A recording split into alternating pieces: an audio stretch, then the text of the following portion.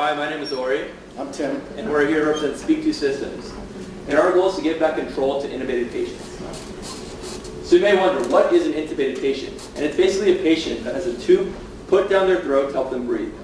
And in this process, it's basically used to help them stay ventilated, have sedation, and also recover more slowly from their actual process to help them recover. However, there's a huge issue that keeps coming up from intubation, and it's the fact that when patients wake up, they can't communicate. So the tube is placed in between their vocal cords, and through this process, they can't actually create vibrations, which make it so that they feel anxious. They want to communicate, but they can't actually get anything across. So medical professionals today have this process that they use to basically solve this issue. They sedate the patient. They introduce them to opioid drugs, which is a huge issue today in the United States, to help calm them down. But what happens is once they wake up from these drugs, they actually become disoriented. They don't know where they are, how long they've been there, and what's going on, because in an intensive care unit, the lights are on 24/7. So what we're trying to do is basically solve this whole circle, which is a vicious cycle that starts with not being able to communicate and leads back to the whole issue of needing sedation to basically help them not feel anxious. Because what ends up happening today in the United States is it increases costs throughout the hospital. Studies show that when you become intubated, you recover more slowly because basically the sedation medication makes you need to be in the intensive care unit for longer. So that also not only increases costs for insurance companies and patients themselves, it also increases costs for hospitals because about 99,000 patients every single year in the United States die from basically infections that they obtained in the hospital. So if we're able to lower the amount of sedation needed by helping patients communicate, we therefore can basically lower the amount of money needed by the hospitals to take care of the patients. So what is the market size? There are about 78,000 critical care beds in the United States today, and our goal is to basically get one of these Speak2 systems and each one of those beds to help with the patients who are intubated. There are also about 5.7 million ICU patients yearly, but there are 70 million endotracheal tubes sold around the entire world. And they're about $100 billion in costs, and no one knows how much of this is related to sedation, because basically no one's been able to solve this issue.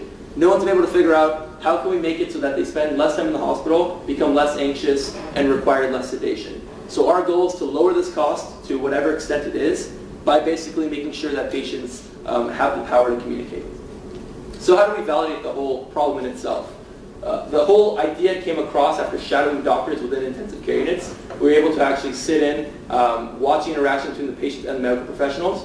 And after visiting multiple ICUs, we kept seeing this recurring issue. We wanted to solve it. So we spoke with multiple heads of ICUs, and in this process of actually speaking with them, we were able to figure out what the issues were.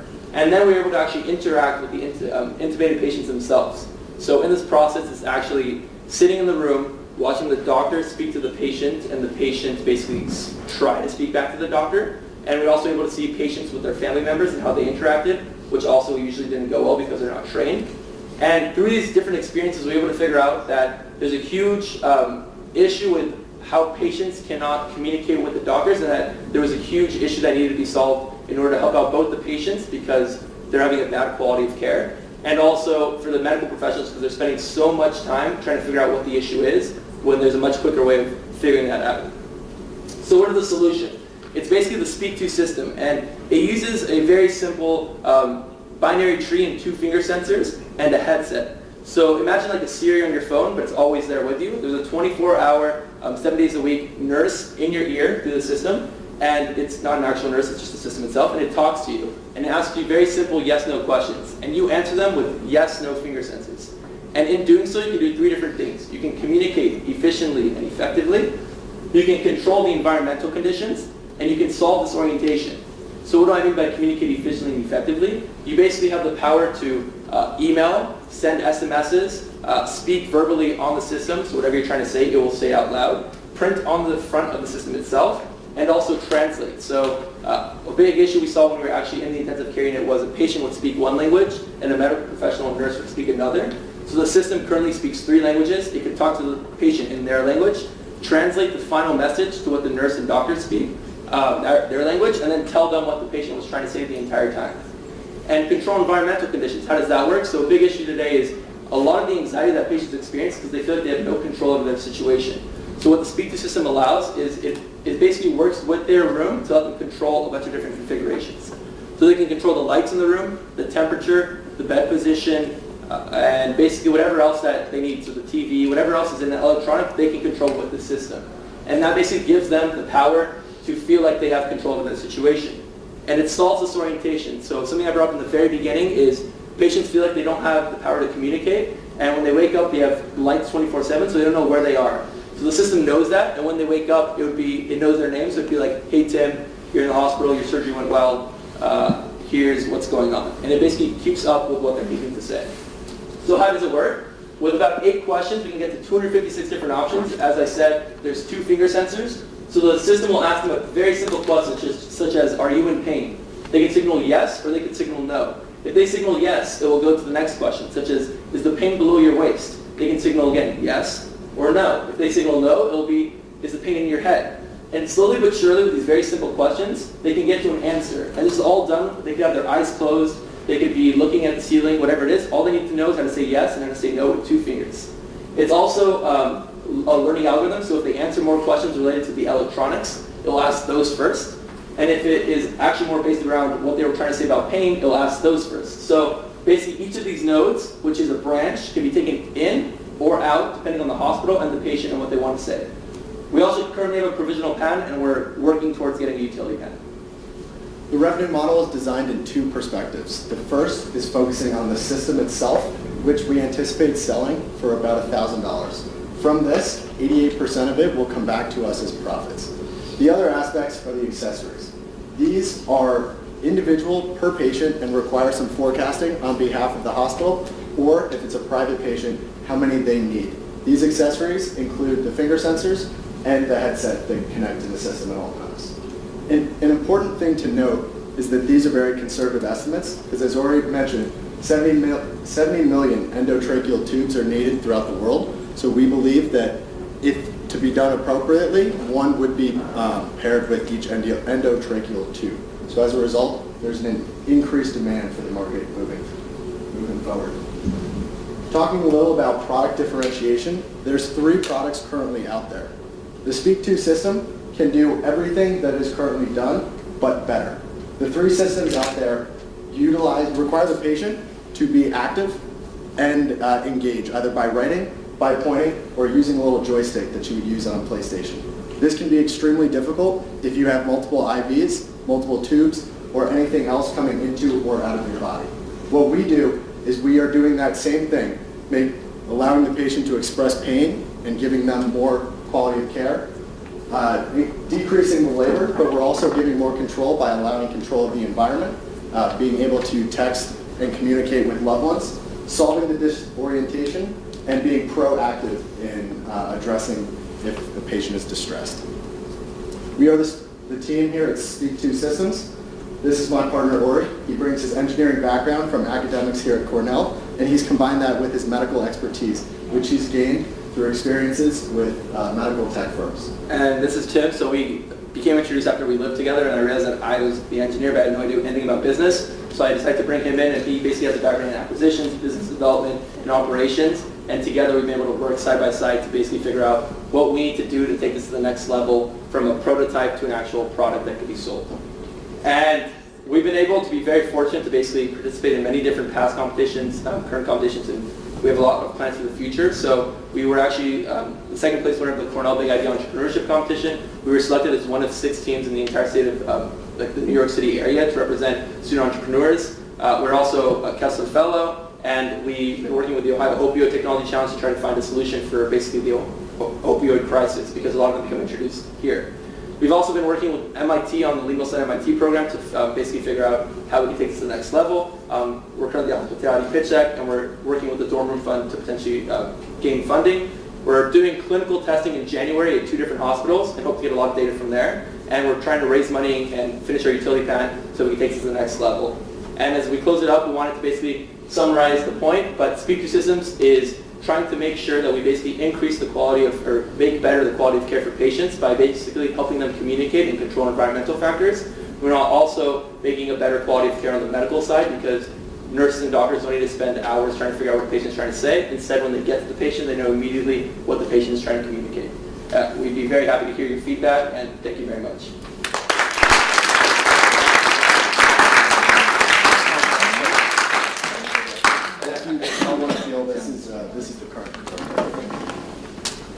I'm a bit confused. Okay. You started the presentation solving an opioid crisis. And at the end, I understood we have a device that helps patients communicate. I just don't see the correlation. Now, if I am sedated, Right. okay, there must be a reason. I'm in a coma, my lungs have collapsed, you know, or some other medical condition. When I wake up, okay, the chances that I'm still intubated, right, you know, are now much lower, because if they woke me up, why can't I breathe? My lungs are still, you know, collapsed.